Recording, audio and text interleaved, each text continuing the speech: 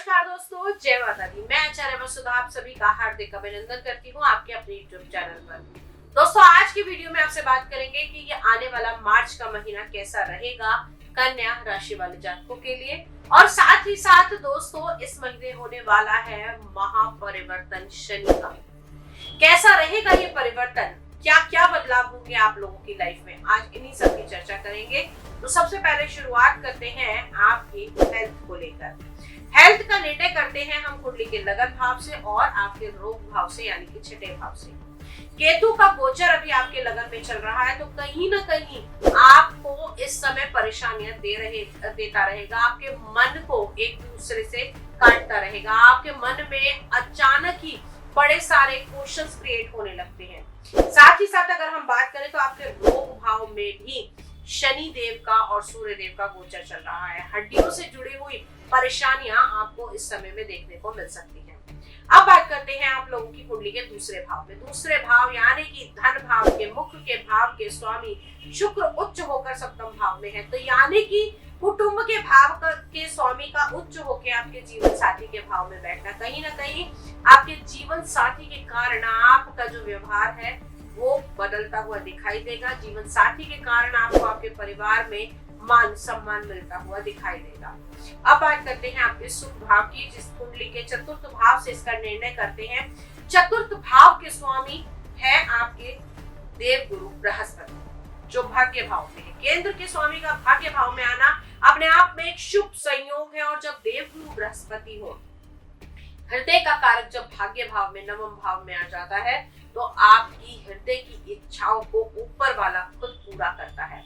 और साथ ही साथ आपको ये भी बता दूं कि इस समय में अगर आप किसी प्रकार के सोशल सर्कल से जुड़कर अपने काम को एक्सपेंड करना चाहते थे, आप ये चाहते थे कि सोशल लाइफ के द्वारा आपको और ज्यादा अच्छे कॉन्टैक्ट्स मिले, आपका दायरा जो है वो बढ़ता हुआ दिखाई दे, तो इस मार्च के महीने में वो आपके साथ अवश्य होगा। अब बात करते हैं आपकी कुंडली के 5th हाउस के बारे में, यानी कि आपकी संतान के, आपके प्रेम संबंधों के बारे में। तो संतान की दृष्टि से अगर हम बात करें तो शनि देव संतान भाव के स्वामी भी छठे भाव में है। कहीं ना कहीं टेंशन आ सकती है, लेकिन शनि यहाँ पर प्रबल हो जाते हैं तो चीजों के अंदर बहुत ज्यादा मेजर आपको प्रॉब्लम्स नहीं दिखाई देगी।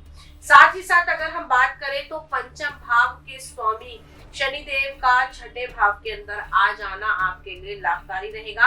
आपके रिलेशनशिप में अगर कोई अड़चन पैदा कर रहा था तो उसके ऊपर अब आप हावी हो सकते हैं। यहाँ पर सामने वाले की चाल जो है वो उल्टी पड़ सकती है। इस मार्च के महीने में आपके लव रिलेशनशिप में एक अच्छा बदलाव आपको देखने को मिल सकता है। लेकिन ध्यान रखिएगा कि 29 तारीख के बाद में ये बदलाव विवाह में भी परिवर्तित हो सकता है। जैसे ही शनि का गोचर सप्तम भाव में होगा तो यहाँ पर परिस्थितियां चेंज होती हुई दिखाई देंगी। 5th लॉर्ड का 7th हाउस के अंदर जाना आपके लिए लाभकारी रहेगा। जीवन साथी के साथ संबंध आपके मधुर बनने वाले हैं। उच्च का शुक्र यहाँ पर होना, साथ में बुध, राहु और चंद्रमा भी माह के शुरुआत में रहेंगे, तो जीवन साथी का मूड बड़ा ना आपको बदलाव दिखेगा। कभी तो उसे बाहर घूमना होगा और कभी वो एकांतवास चाहेगा।